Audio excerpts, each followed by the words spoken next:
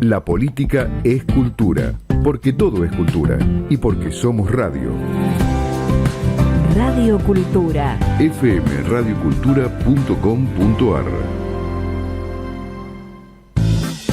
Al derecho y al revés, un programa de radio que aborda diferentes temas con una perspectiva amplia y siempre fomentando el debate respetuoso de posturas diversas.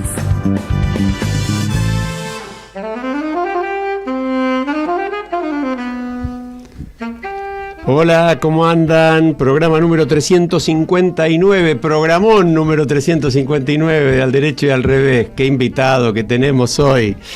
Leo Yuste operando como siempre, está Fede Politi en la producción, y acá estamos con Marta Ollanarte en el estudio. Ella siempre dice que diga que yo soy Alejandro Durkarov, le voy a hacer caso una sola vez por si alguien no me recuerda. Mercedes Jones en el Zoom y Hugo Alconada-Mon, amigo de la casa, gran invitado. ¿Cómo te va, Hugo? Bienvenido. Muchas gracias por recibirme, el placer de estar acá. No, por favor. Presentarlo a Hugo es como una falta de sentido, porque no vale la pena, perdemos el tiempo. Pero bueno, yo no me voy a privar de decir que sin duda uno de los más destacados periodistas de investigación, no solamente de la Argentina, sino a nivel internacional. Pero últimamente, más allá de todo su extensísimo currículum, autor. Y hasta ahora, hasta no hace mucho, autor de obras vinculadas con su actividad periodística. Pero ya tuvimos la suerte de charlar de La ciudad de las ranas, novela súper exitosa sobre su ciudad. Hugo es un platense empedernido, es alguien que no jamás va a dejar de acordarse de su origen. Y en este caso, hace poquito, siguiendo la ruta de La ciudad de las ranas, y no voy a spoilear hasta qué punto sigue la ruta de La ciudad de las ranas, eso que lo descubra el lector, porque además se va a llevar sorpresas hasta en la última página o en las últimas páginas. Está con La cacería de hierro, una novela magnífica. Pero te olvidaste algo cuando mencionaste el currículum de nuestro queridísimo Hugo Alconada-Mon. No dijiste la edad. Yo le iba a decir que tiene que comprarse ya un libro de otro amigo acá del programa, y seguramente él también, Sebastián Campanario. El libro se llama 50 ideas para tus próximos 50 años. Vos perdóname, Marta, pero creo que si hay algo que Hugo no necesita son ideas, me da la impresión. No, pero bueno. Está bien lo que dice Marta, se puede orientar, porque es muy interesante el libro de Así, Campa. No decimos qué edad tiene, pero la gente puede imaginar, ¿no? 50 ideas para tus próximos 50 años. Soy cosecha 74 y orgulloso de eso. Y estábamos hablando fuera de micrófono con Mercedes también, sí, soy platenses empedernidos y empezamos a cruzar información rápidamente. Hugo, quiero entrar directo en La cacería de hierro. Y yo te diría, quiero preguntarte cómo la definís, porque puede decirse que es una novela policial, y es una novela policial atrapante, lo digo. O también se puede decir que es una trama policial en un marco de novela histórica, porque está muy vinculada con un momento histórico muy especial y quizás no demasiado explorado o resaltado, vos lo decís, que es el de la época de Juan Bucetich y la creación del sistema de la dactiloscopía para uso de la investigación criminal, que es un aporte argentino al mundo, ¿no? Pero bueno, para vos, ¿qué es la novela? Perdón, como yo estoy con los números, ¿no? Quiero decirle a la audiencia, a todos aquellos que estamos invitando a que se lancen ya a leer La cacería de hierro, que esto toma un periodo histórico muy importante, que es del año 1880 a 1900. Es decir, esos 20 años son cruciales tanto en La ciudad de las ranas como en La cacería de hierro, ¿no, Hugo? Así es, y combino entonces ambos comentarios. Primero, otra vez, gracias por recibirme, es un placer estar con ustedes.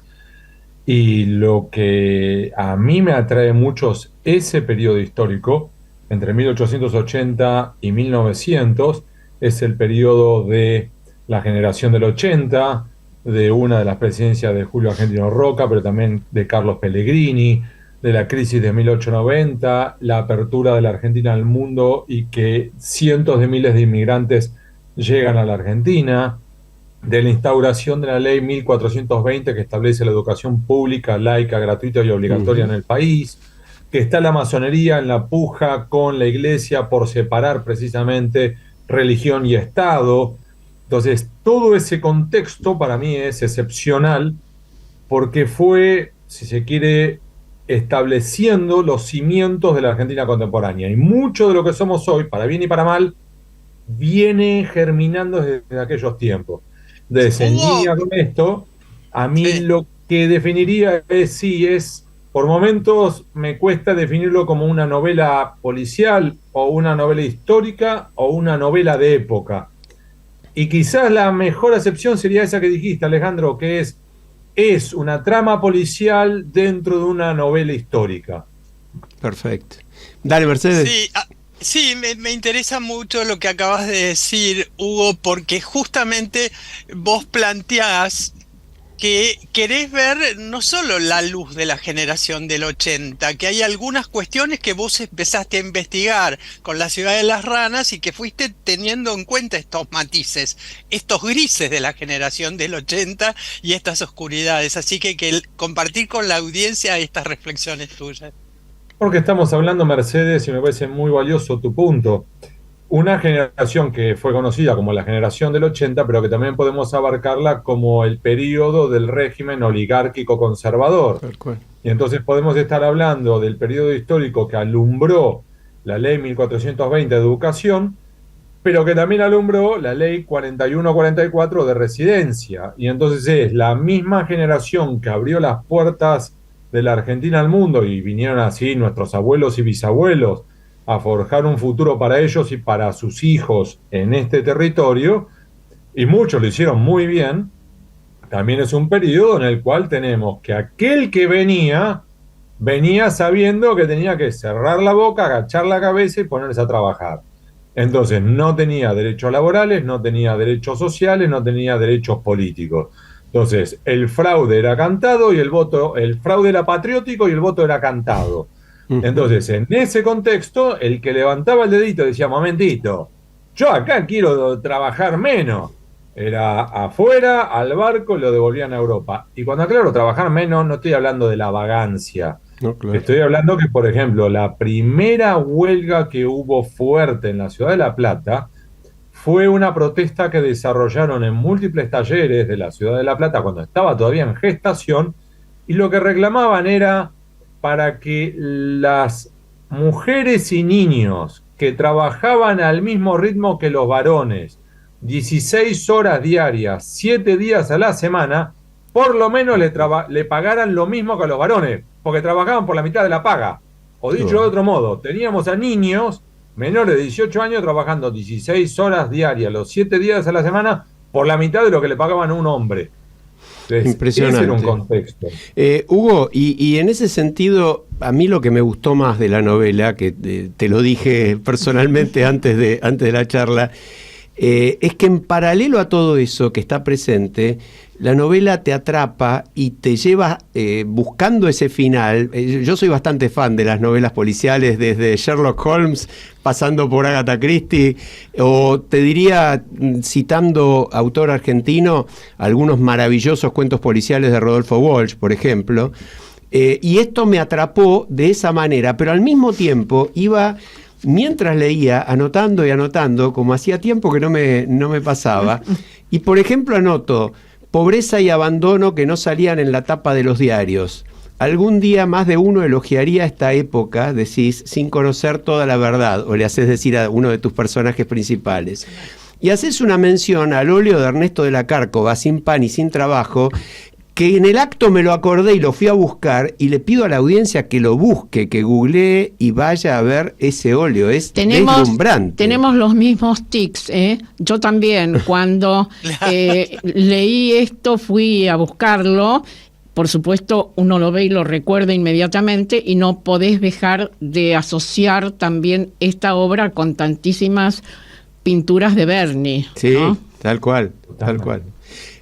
Pero por eso te iba a decir, profundizá un poquito esta historia que ya hablaste algo, de cuál es tu conclusión comparando las épocas, ¿no? Aquella época supuestamente tan gloriosa y en muchos aspectos sin duda muy valiosa, como dijiste, y cuánto de eso también lo seguimos viviendo en la actualidad, ¿no?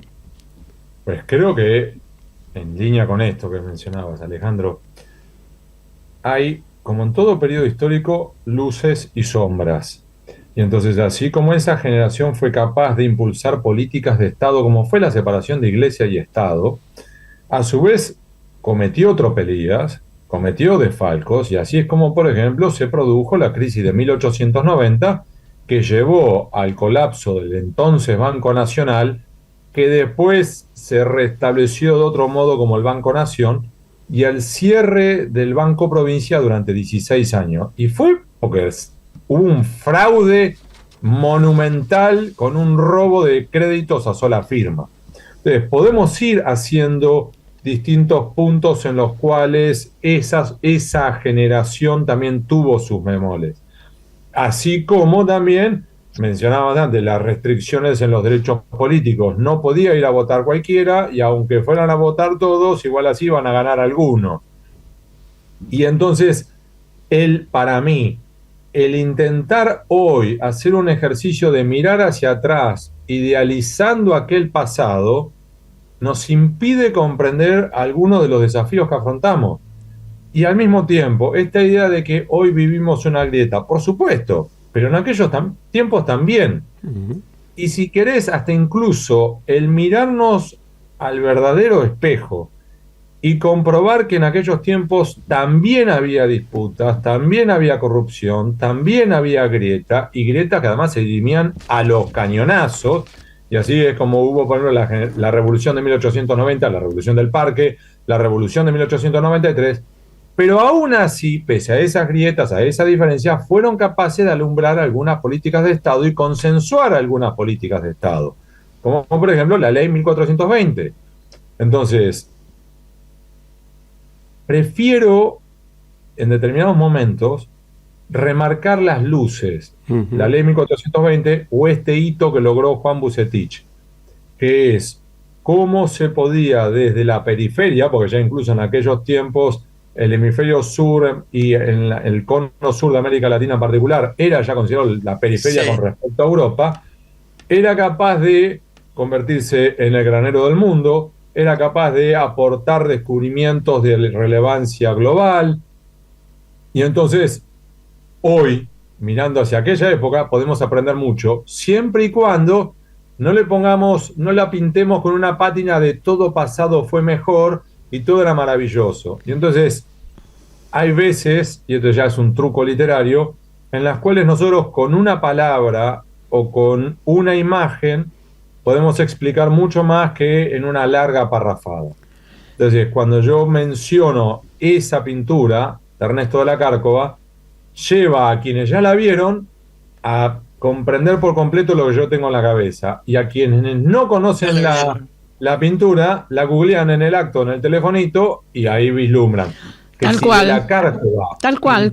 Esto, en aquel momento, te marca que no era todo manteca al techo y los palacios al Sagamsue, que había también un combo allí de una combustión interna que derivó, entre otras cosas, luego en la Semana Trágica, en las pujas con el anarquismo y tanto más. Tal cual, tal cual. Mencionaste a una persona que es un personaje importante en la novela, Juan Bucetich, que los argentinos dan por sentado que el tema de las huellas dactilares, esto viene desde siempre, que es útil, qué sé yo, pero seguramente la mayoría no conoce la historia de Juan Bucetich, y que incluso, vos lo decís hace unos pocos días, tiene relevancia continua su descubrimiento. En este caso, los espías rusos, claro,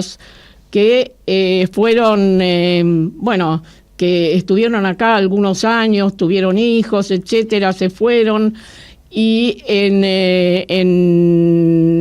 Estonia es, no, Eslovenia. En Eslovenia los detuvieron. Y el tema de las huellas digitales fue fundamental Clave. para, ponerlos en evidencia en su acción delictiva. Contanos un poco eso. Y de Porque Juan estamos Vucetich. hablando de Juan Vucetich, cuyo nombre real era Iván Vucetich, que era de una pequeña isla, la isla de Lesina, se le decía en aquel entonces, ahora es la isla de Hvar, HV corta AR. Hoy es Croacia, en aquellos tiempos era el Imperio Austrohúngaro. Él, que viene aquí a los 28, 29 años con lo opuesto, intenta primero en Uruguay, le va mal, intenta en la Argentina, se instala en Buenos Aires, primero como músico callejero, luego como capataz de una cuadrilla de obras sanitarias que extendía las redes locales y logra entrar finalmente en la policía de la provincia de Buenos Aires. Y es allí donde encuentra su destino, si querés. Y en definitiva lo que termina ocurriendo es que desarrolla el sistema de la dactiloscopía. Vamos a aclarar esto porque bien decías vos, Marta. Las huellas dactilares se conocen hace miles de años, incluso hay orfebrería de la antigua China en la cual se juegan con las huellas dactilares. El logro de Iván Vucetich o Juan Vucetich fue en realidad sistematizarlo. ¿Qué quiero decir con esto? Que si en definitiva Marta, Mercedes, Alejandro y yo nos pusiéramos ahora a tomar todas las huellas dactilares de todos los argentinos o todos los que habitan el territorio argentino, 45 millones de fichas dactilares. Y después nosotros obtuviéramos en una escena criminal una huella de algún sospechoso y nos pusiéramos a tratar de machear, o sea, identificar a quién pertenece esa huella con las 45 millones de fichas dactilares que tenemos, nos pasaríamos el resto de nuestras vidas buscando una por una. Sí. La genialidad de Juan Vucetich fue desarrollar un sistema muy sencillo, no lo voy a explicar largo, muy breve voy a hacer. Logró dividir a las huellas dactilares en 4 ejes. Ultra simplificado, los expertos en criminalística me van a matar, pero para que los que nos están escuchando lo entiendan, sería las huellas dactilares que van para la izquierda o para la derecha, o que son redonditas o que tienen una forma ovalada. No es exactamente así, tienen términos como ventricilos y demás, pero para que se entienda. Y a cada una de esas formas le dio un número, como si fuera para la izquierda 1, para la derecha 2, 3 y 4. Y se empiezan las fichas dactilares por los pulgares. Y en definitiva vos podías tener, por ejemplo, en mi mano sería 4, 3, 1, 3, 4, ¿sí? Y con eso, algo tan sencillo como eso, desarrollar un sistema que te permitía reconocer e identificar qué persona de qué ficha dactilar era el dueño de la huella dactilar que habían encontrado en una escena criminal. Y de una manera tan sencilla que cualquier vigilante analfabeto de fines del siglo XIX de la campaña bonaerense podía detectar la huella, tomar la huella, ponerle una ficha, enviarla a La Plata y que en La Plata se encargaran. ¡Brillante! Sí. Y uno dice, bueno, y eso hoy no es tan relevante. Lo era entonces y lo era hoy. Muy breve. En aquellos tiempos, estamos hablando del momento, como decíamos antes, que la Argentina se abrió al mundo y vinieron todos nuestros abuelos y bisabuelos y podían venir a labrar la tierra y muchos otros podían venir con 3 asesinatos a sus espaldas en Madrid y en vez de llamarse Hugo Alconada llegaban a Buenos Aires y decían, yo a partir de ahora me llamo Pedro López. ¿Y quién te identifica? Ya está. O viceversa. Matabas a 4 personas acá o robabas 18 bancos, cruzabas al Uruguay y decías, ahora me llamo Juanjo Jiménez. Y empezaste de nuevo. Entonces, en ese contexto, lo que desarrolló Juan Vucetich era una genialidad, no solamente para lo criminal, sino para la identificación de personas en general. Vos te llamás Pedro López y serás Pedro López hasta que te mueras. Entonces, cierro con esto. Lo que decía, en definitiva, Marta. El caso de los topos rusos que vivieron en Buenos Aires con otras identidades, María Rosa Mayer y Ludwig Hirsch, termina verificándose que en efecto son espías rusos cuando cruzaron las huellas dactilares que estos topos rusos aplicaron en fichas dactilares en la Argentina, en el Registro Nacional de la Persona, para tramitar el pasaporte y el DNI argentino, y eso lo macheó Interpol con los datos que consiguieron de Rusia. Y entonces se hicieron, en términos como cuando éramos chicos nosotros, término verugo carámbula, Alcoyana, y vieron que lo que había, la huella dactilares de Rusia, coincidían con la de Argentina. Se terminó. Tal cual. Hugo, En paralelo a esto, también hay en la novela toda una cuestión relativa al método de investigación criminal. Porque hay un personaje muy muy interesante que uno porque con las novelas de Hugo pasa que uno va a googlear a los protagonistas para ver quién es real y quién es ficticio, ¿no? Lo cual habla muy bien del autor, ¿no? Porque yo a Valentín Hierro, por supuesto que lo googleé también como corresponde.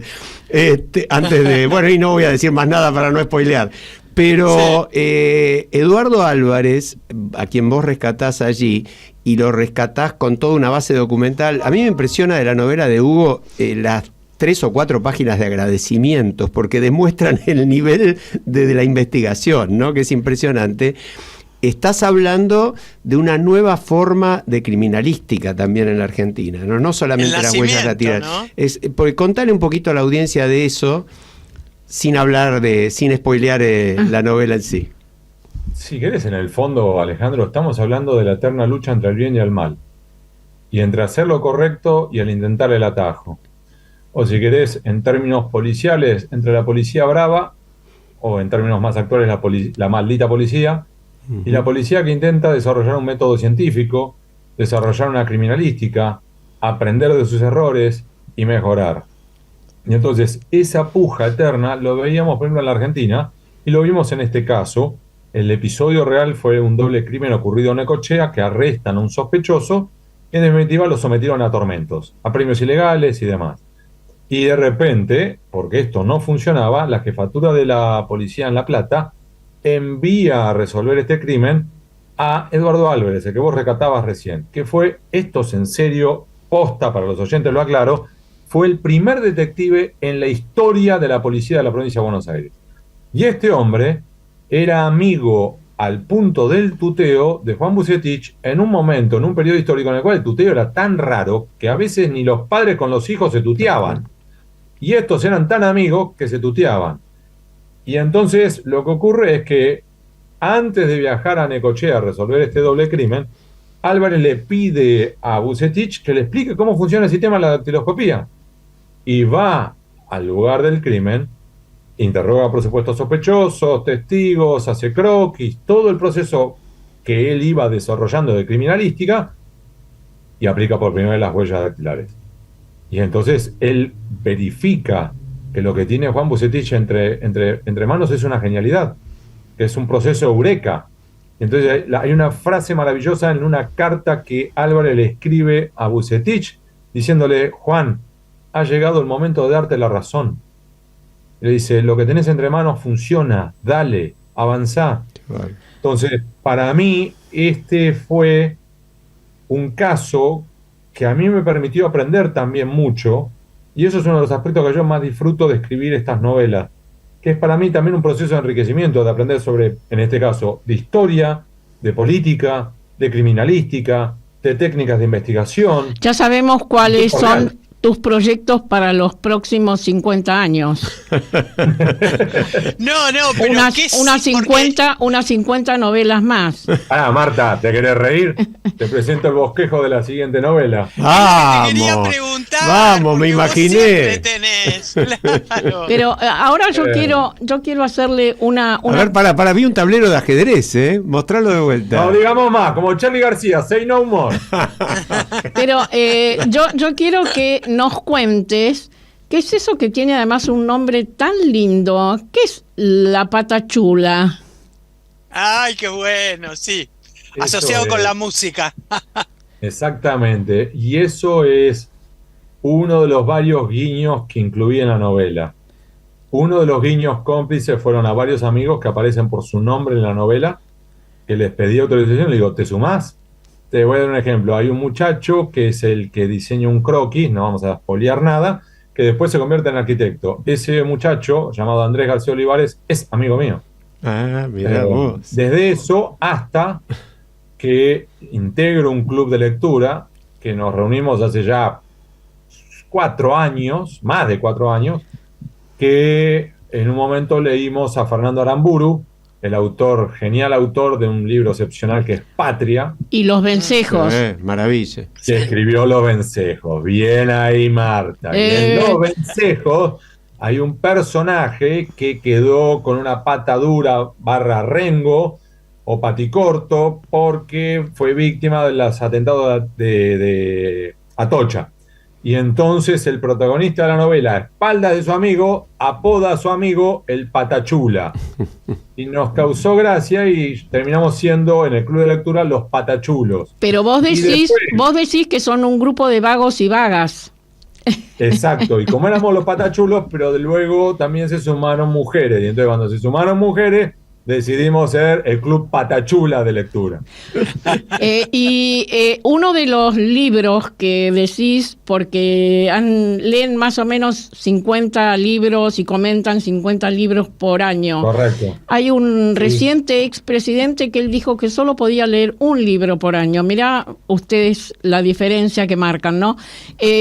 Y hay uno. Y además, mira, fíjate, ingresé a los que nos están escuchando, me acabo de poner los anteojos porque acabo de ingresar al Team Presbicia. Y te diría, en este momento, Marta, vamos por 34 libros en lo que va del año. Está bien. Muy bien. Está bien. Impresionante. Yo puedo decir, sí, yo no voy a competir en esto, pero no me quedo atrás. Incluso te puedo decir que pueden ser más.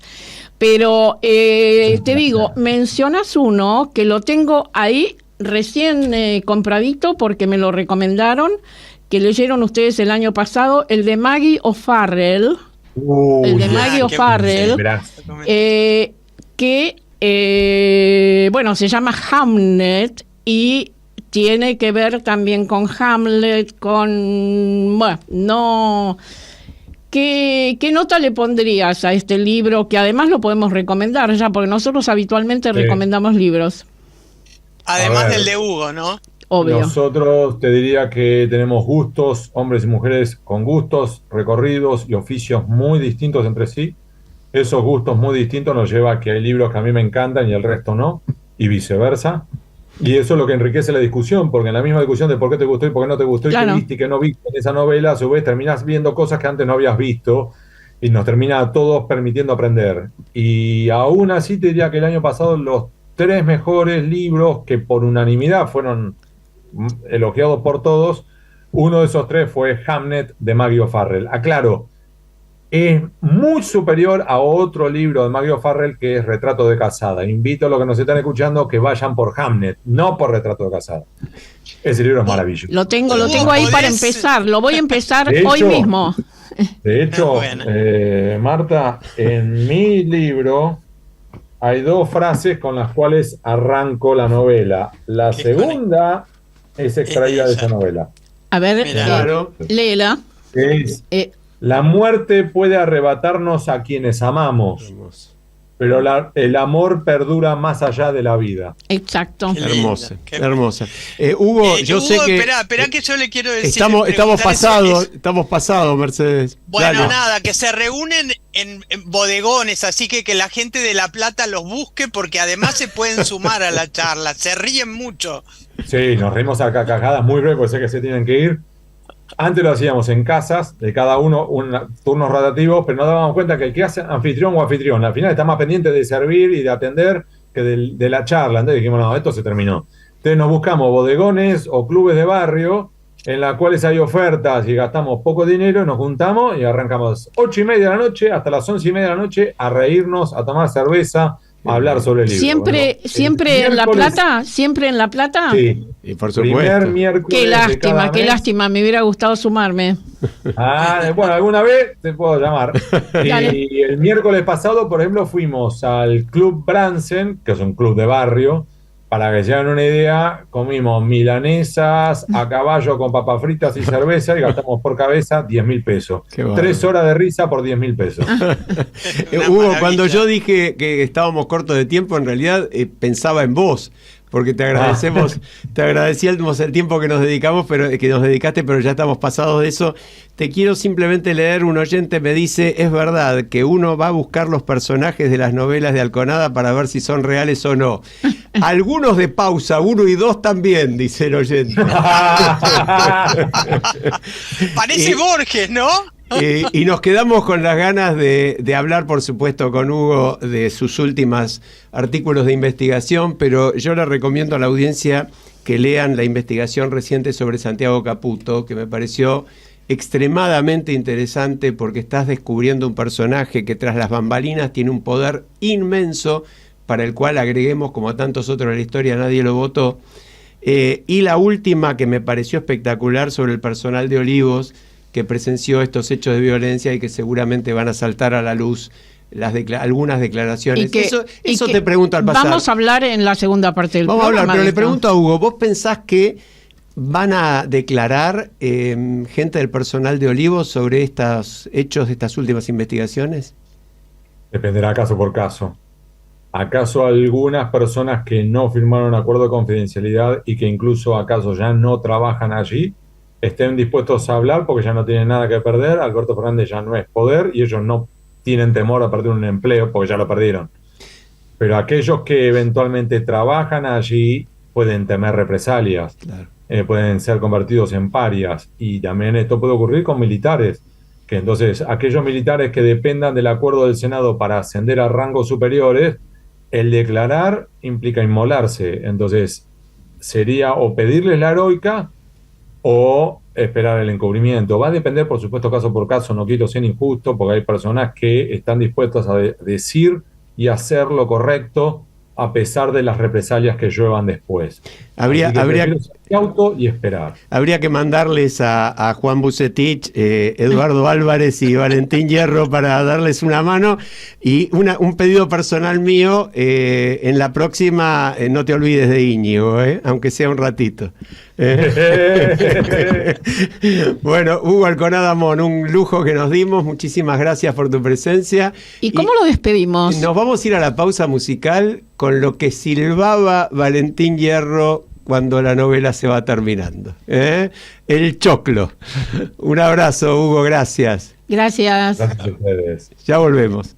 Escucha todas las voces para pensar sin prejuicios, el derecho y el revés de cada aspecto de la realidad.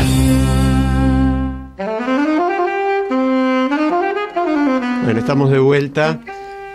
La verdad que un placer conversar siempre con Hugo, ¿no? Una variedad de temas y tantas cosas que nos quedan en el tintero, porque uno querría hablar también de otros temas de realidad, muchos los vamos a encarar ahora. Es tan amplio, ¿no? Su conocimiento, el abordaje de la realidad que hace. Además es tan simpático y podemos decirlo con absoluta convicción, tan buena persona, sí, ¿no? Buena en cantidad persona. De cosas. Bueno, muy buena persona. Y hay algo que él dice que seguramente Mercedes también lo leyó en varias de las notas que le hacen, como siempre el equipo de este programa investiga, referido, por ejemplo, a por qué se siente tan vinculado con su ciudad natal y con la Argentina, a pesar de que él estuvo viviendo un par de años en España y varios años en Estados Unidos, y cómo por un lado le abre las puertas a sus hijos, como todos queremos hacerlo hoy, para que puedan ver el mundo, pero al mismo tiempo desea fervorosamente que se queden, claro, ¿no? Claro. Muy identificado con el país y con sus temas. Bueno, si te parece, lo escuchamos para cambiar el ángulo de lo que veníamos, lo escuchamos a Marcelo de Jesús desde Washington, porque está pasando también de todo en Estados Unidos. Pero claro que sí. Alejandro, Marta, Mercedes, Carlos.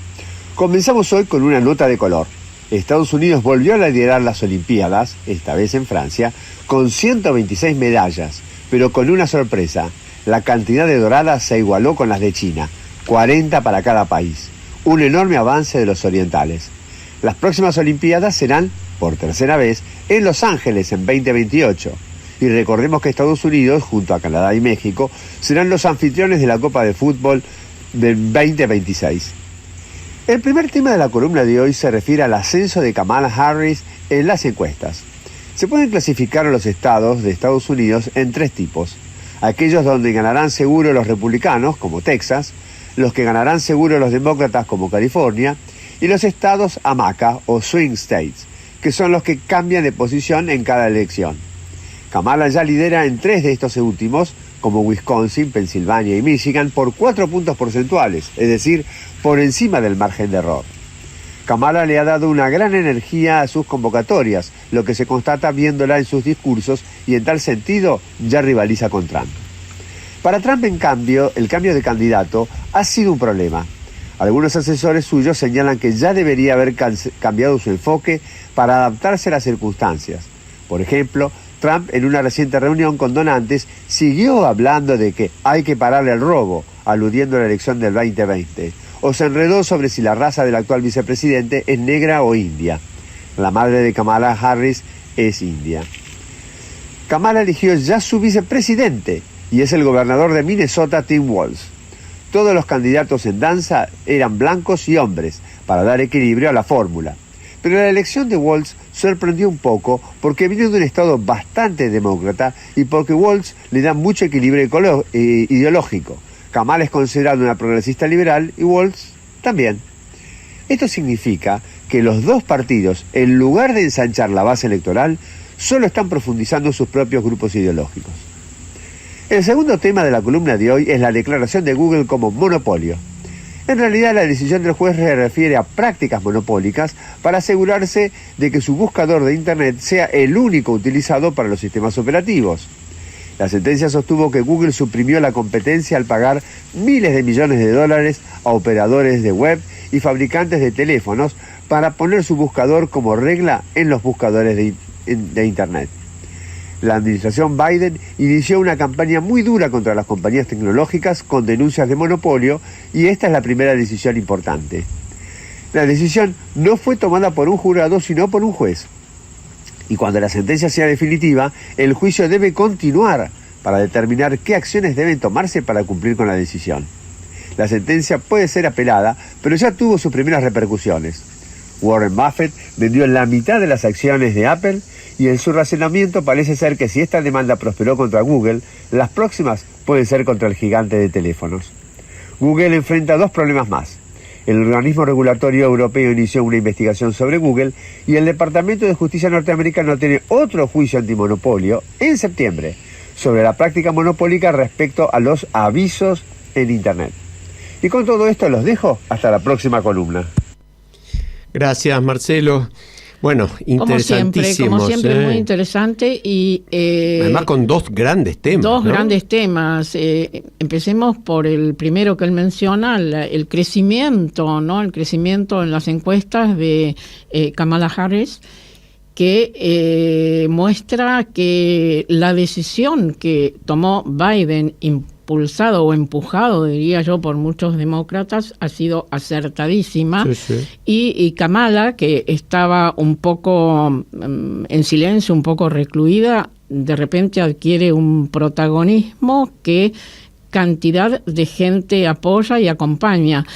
Hoy leía en algún medio que se ha convertido en algo así como una candidata genérica. Esto le podemos decir, pedir a Marcelo que nos cuente un poco más. Parece que es común hablar de candidaturas genéricas, es decir, más allá de los votos que ella reciba por sí misma, genéricamente su postura, su situación es tan amplia que incluso muchos no demócratas podrían votarla. Sí, y vos sabés que yo le agrego a eso que Kamala aparece en un momento donde la campaña estaba planteada entre un presidente ya derrotado prácticamente y un candidato contrario que despierta muchísima oposición en amplísimos sectores de los Estados Unidos, pero que además tampoco es algo nuevo. Es decir, tanto Biden como Trump eran lo que ya se conoce, lo viejo. Kamala viene a ser en esta campaña y de pronto lo nuevo es casi como que un táctico, un consultor que armara la estrategia no le podía haber salido mejor. Sí, parece que también ha sido muy astuta la elección de su compañero de fórmula, a diferencia del compañero de fórmula de Trump, que cada vez recibe más cuestionamientos y críticas. Bueno, sí, hay todo un tiempo interesante por delante hasta las elecciones en noviembre, ¿no? Sí, y antes que Mercedes... me sorprendió. Dale vos.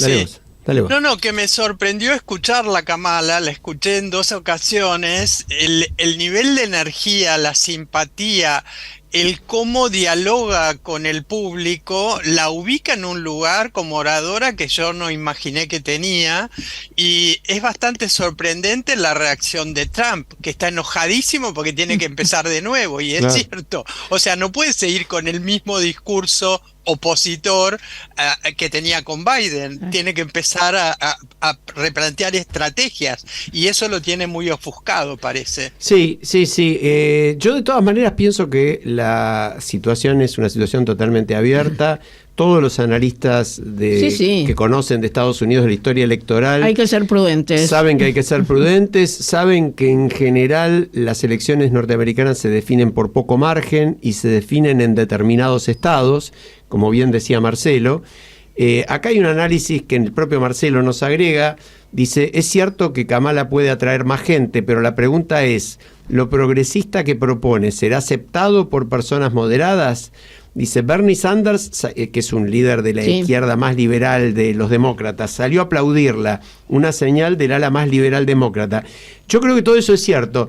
Ahora, también es cierto que enfrente está Trump. Y mi sensación, que por supuesto las elecciones dirán si es una sensación válida o no, es que Kamala en este momento logró representar lo nuevo. Sí.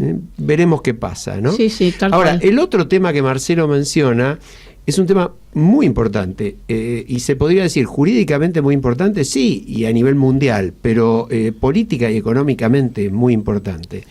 Nosotros hablamos siempre en el programa de lo concentrado que está el poder económico y sobre todo el poder a nivel de las grandes tecnológicas que hoy son muy determinantes en el manejo de los países, en el manejo de la sociedad global, la inteligencia artificial, etcétera. Bueno, esta sentencia que establece que Google es monopólico, que Google genera maniobras, digamos, no quiero decir fraudulentas, pero sí ilegales para que todo el mundo utilice como utilizamos, cada uno de nosotros y cada uno de nuestros oyentes, su buscador, impidiendo que aparezca cualquier otro.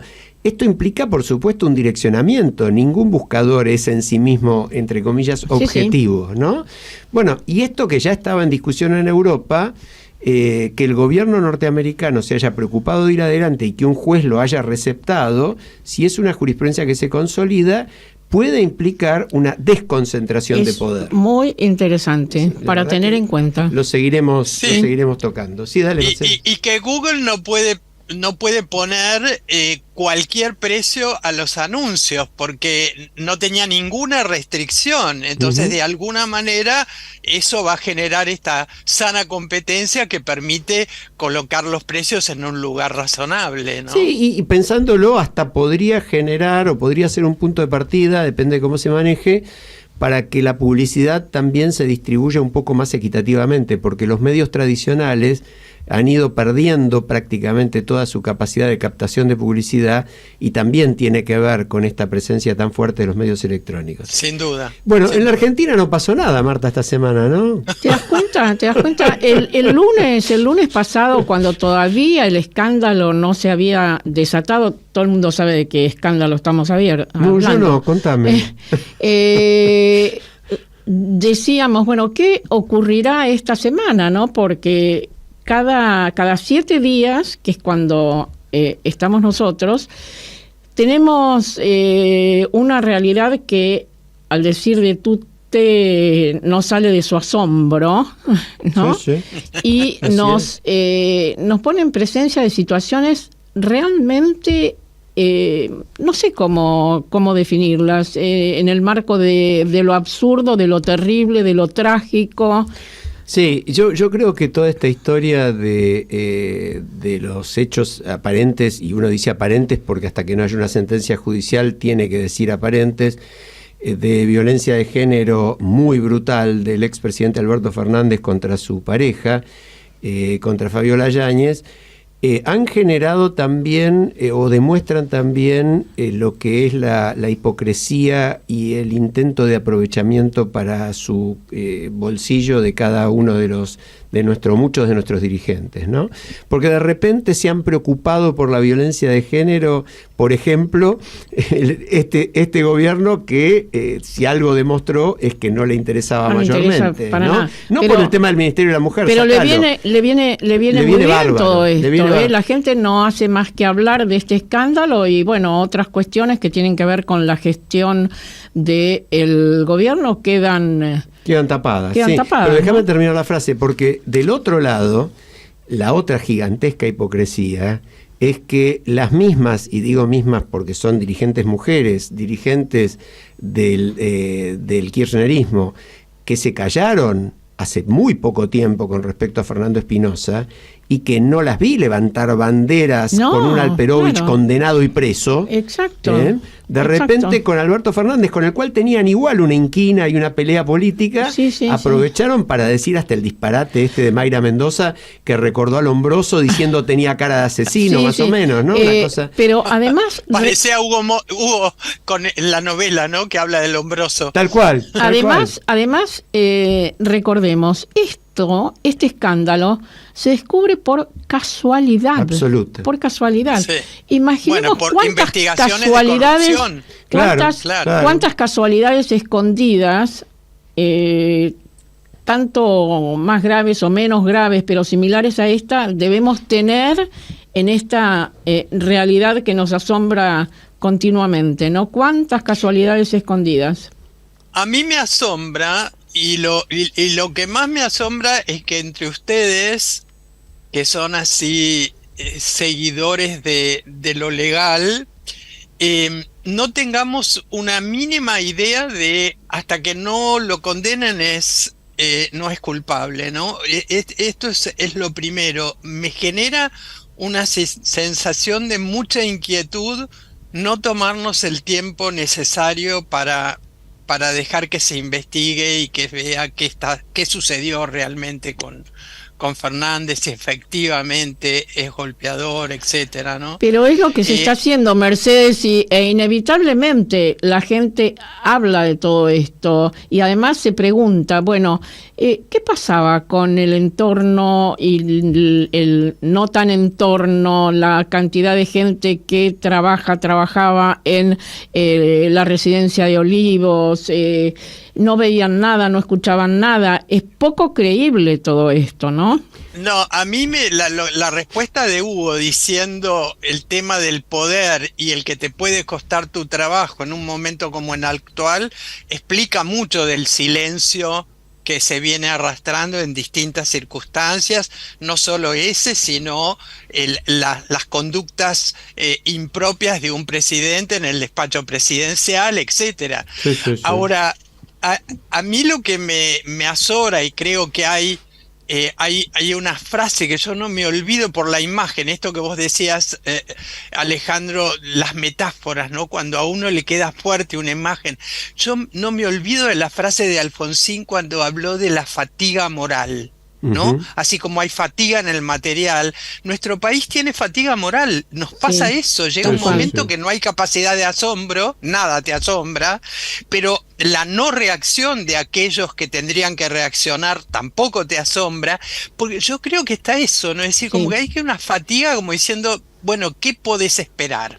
Y sí, podés esperar ética, podés esperar responsabilidad, podés esperar transparencia, hay mucho para esperar. Estoy totalmente pero de acuerdo. ¿qué sucede con en nuestro país que no hay una reacción de la ciudadanía? Es que me parece, y me da esta impresión, ¿no? Mercedes, me parece que eso es lo que deberíamos hacer ahora, porque, por ejemplo, en materia de violencia de género, si algo demuestra este caso, es la facilidad con que un hombre puede agredir a una mujer dentro de esas cuatro paredes, bueno, en este caso era dentro de la quinta presidencial, nada pero más y nada menos. En cualquier ámbito, prácticamente, con impunidad. Bueno, ¿qué se hace para enfrentar esto? Y desde ya, que no es crear, por ejemplo, una estructura de 1.300 personas como era el Ministerio de la Mujer, si no trabajan de las 1.300, 1.000 y solamente trabajan 300, digo por decir una cifra. Sí, tal cual. Pero en todo caso será cuestión de controlar quienes trabajan, pero de hacer el trabajo. Pero la solución no es que la 144 no funcione. La solución es multiplicar la 144. No cerrar eso, no decir esto no funciona, esto... Chau. Es que si no lo destruimos. Claro, y después otras cosas. En esto sale a la luz, como dijo Marta, de casualidad, porque sale en el marco de la investigación de un negocio de un nivel de inmundicia como es el de los seguros. Terrible, terrible. Espantoso, porque conceptualmente queda como que no se termina de entender, pero para que la audiencia lo entienda en 2 palabras.